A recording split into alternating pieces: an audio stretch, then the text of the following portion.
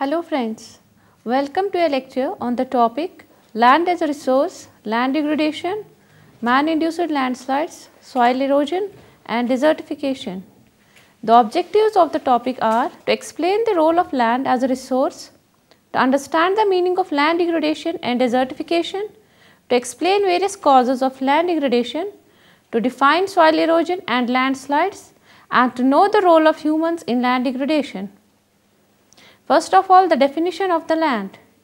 As per the definition of United Nations 1994, land is a delineable area of the Earth's terrestrial surface encompassing all attributes of the biosphere immediately above or below the surface, including those of the near surface climate, the soil and the terrain forms, the surface hydrology including shallow lakes, rivers, marshes and swamps, the near surface sedimentary layers and associated groundwater reserve, the plant and animal populations, the human settlement pattern and physical results of past and present human activity, terracing, water shortage or drainage structures, roads, buildings, etc. Now, the use of the land as a resource. Land, an important natural resource, supports all living organisms including plants as well as every primary production system such as roads, industries, communication and storage for surface and groundwater. The soil profile of land determines its ability to serve socio-economic needs. So, the most important natural resource upon which all human activities are based since time immemorial is land. Land resources in India are the non-renewable energy reserve and are in it related to a host of other elements such as availability of water, agrarian structure of rural and urban economy and others. India's vast and diverse size is the most important resource. About 43% of the land area, which is plain, provides opportunity for cultivation. The mountainous areas, accounting for 30% of the surface area of the country, are storehouses of natural resources. They are also important for their scenic beauty and ecological aspects. The plateau area covers about 27% of the total area and has rich reserves of mineral resources besides forests and arable lands. The mountains and plateaus also have fertile river valleys offering favorable locations for human concentrations. The land resources include forest, grassland, agricultural land, commercial land, barren land, farmland, real estate land and residential land. First of all, the forest resources. Forest lands are those lands which are having an extent of at least 0.5 hectare with tree cover of more than 10%. In the past, forests were spread over half of the world's land surface. Today, due to large scale changes in land use and conservation to agriculture, rangelands and desert, forests and woodlands cover only 30% of Earth's land area. About 47% of the world's forests occur in tropical zone, 9% in the subtropics, 11% in temperate and 33% in boreal zone. More than 80% of biodiversity and nearly 50% of organic carbon in terrestrial vegetation are stored in forests of world. About 170,000 plant species or 2/3 of all plant species of the earth occur in tropical forests alone. Forests are precious resources having both consumptive and non-consumptive uses and provide important environmental services to mankind. Forests also provide conservation of soil and water by preventing drought and sheltering against wind, cold, radiation, etc. Forests also regulate atmospheric and temperature conditions by absorption, storage and release of gases, water, mineral elements and radiant energy. Now the grassland resources. Grasslands, also called as rangelands, provide forage and habitat to domestic animals and wildlife. Grass cover is extremely effective in binding soil particles with the help of highly branched fibrous root system, thereby significantly reducing soil erosion. In rural areas of India, dried hay removed from grasslands, particularly from tall grasses, is also used as fuel or thatching material.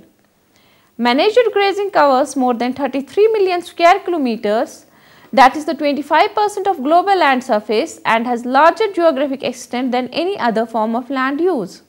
Managed grazing systems are defined as any geographical extensive operation designed for the production of animals for consumption, including for milk, meat and other major animal products. In India, the area under various kinds of grass cover, including fallow and wasteland, is estimated to be almost 18% of the total land area. Now, the other land resources. Indian people are mainly involved in agricultural activities. Thus, agricultural land is almost 54.7% of the total land area. The agricultural lands are located on the outskirts of the cities. Usually, the agricultural land shares space with the industrial areas outside the city, and there are agricultural lands in almost all parts of India. Barren lands are also the land resources in India, and within the land mass of India, mainly the land areas of Rajasthan, parts of Jammu, Leh and areas where snowfall prevents any cultivation are the barren land resources in India. Real estates are growing at an incredible rate in India.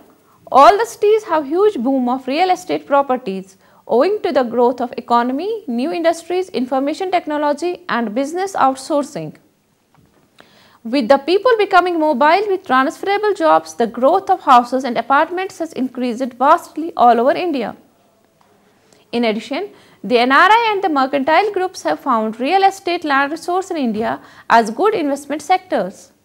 Commercial land is becoming more expensive, and with passing years, all the major cities are busy in building up market plaza and malls, shopping complexes. Farmlands are also a type of land resource that are becoming the exclusive property of rich as they have realized the unique qualities of the farmlands. Residential land is becoming scarce in the mad rush to stay near the workplaces and near to the urban city patches. Now, the land degradation. Land degradation is defined as a result of spread and growth of human population and their increasing demands on natural resource base. In addition, land use practices as influenced by technology are also the primary underlying cause of land degradation. Unprecedented population pressures and demands of society on scarce land, water and biological resources and increasing degradation of these resources is affecting the stability and resilience of our ecosystem and environment as whole. Globally, the expansion of human settlements and infrastructure, intensification of agriculture and expansion of agriculture into marginal area and fragile ecosystem emphasizes the need for integrated planning and management of land resources. Rapid urban development and increasing land usages have changed due to increasing population, and economic growth in selected landscapes is being witnessed in India like other developing countries. Man's unstoppable progress towards development has however considerably damaged our land resource base. Further, land also suffers from various kinds of soil erosion, degradation and desertification. It has been estimated that 5,000 million tons of topsoil is eroded annually, along with about 5 million tons of nutrients. About a third of this is lost to the sea, while the rest builds the silt load in reservoirs and river beds, leading to flood. First of all, the soil erosion. Soil erosion is one form of soil degradation along with other compaction, low organic matter, loss of soil structure, poor internal drainage, salination and soil acidity problems. Soil erosion is a naturally occurring process on all land. The agents of soil erosion are water and wind, each contributing a significant amount of soil loss each year. Soil erosion may be a slow process that continues relatively unnoticed, or it may occur at an alarming rate, causing serious loss of topsoil. The loss of soil from farmland may be reflected in reduced crop production, lower surface water quality and damaged drainage networks. The erosion by water. The rate and magnitude of soil erosion by water is controlled by following factors. First, rainfall intensity and runoff. Both rainfall and runoff factors must be considered in assessing a water erosion problem. The impact of raindrops on the soil surface can break down and soil aggregates and disperse aggregate material. Runoff can occur whenever there is excess water on a slope that cannot be absorbed into the soil or trapped on the surface. The amount of runoff can be increased if infiltration is reduced due to soil compaction, crusting or freezing. Runoff from the agricultural land may be greatest during spring months when the soils are usually saturated, snow is melting and vegetative cover is minimal. The second is soil erodibility. Soil erodibility is an estimate of the ability of soil to resist erosion based on the physical characteristics of each soil. Generally, soils with faster infiltration rates, higher levels of organic matter and improved soil structure have a greater resistance to erosion. Tillage and cropping practices which lower organic matter levels cause poor soil structure and result of compacted contribute to increases in soil erodibility. Decrease in infiltration and increased runoff can be a result of compacted subsurface soil layers. Now the slope gradient and length. Naturally, the steeper the slope of a field, the greater the amount of soil loss from erosion by water. Soil erosion by water also increases as the slope length increases due to greater accumulation of runoff.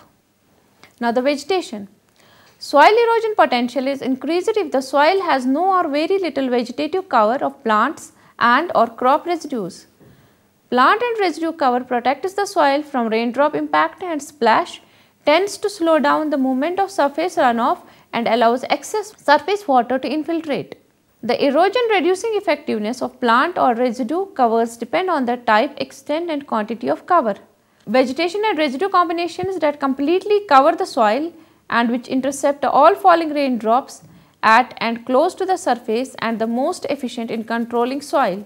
Partially incorporated residues and residual roots are also important as these provide channels that allow surface water to move into the soil. Crops which provide protective cover for a major portion of the year, for example, alfalfa or winter cover crops, can reduce erosion much more than can crops which leave the soil bare for a longer period of time, for example, row crops, and particularly during periods of high erosive rainfall, that is spring and summer. Soil erosion potential is affected by tillage operations depending on the depth, direction and timing of plowing, the type of tillage equipment and the number of passes. Generally, the less the disturbance of vegetation or residue cover at or near the surface, the more effective the tillage practice is in reducing erosion. Now the stream and ditch bank erosion. Poor construction or inadequate maintenance of surface drainage systems, uncontrolled livestock excess and cropping too close to both streams banks has led to bank erosion problems. Now the conservation measures. Certain conservation measures can reduce soil erosion by both water and wind. Tillage and cropping practices as well as land management practices directly affect the overall soil erosion problem and solution on a farm. The effects of soil erosion. First of all, on-site effects. The implications of soil erosion extend beyond the removal of valuable topsoil. Crop emergence, growth and yield are directly affected through the loss of natural nutrients and applied fertilizers with the soil. Seeds and plants can be distributed or completely removed from the eroded site. Now the off-site effects. Off-site impacts of the soil erosion are not always as apparent as the on-site effects. Eroded soil deposited downslope can inhibit or delay the emergence of seeds, bury small seedlings and necessitate replanting in the affected areas. Pesticides and fertilizers frequently transported along with the eroding soil can contaminate or pollute downstream water sources and recreational areas. Now the erosion by wind. The rate and magnitude of soil erosion by wind is controlled by the following factors.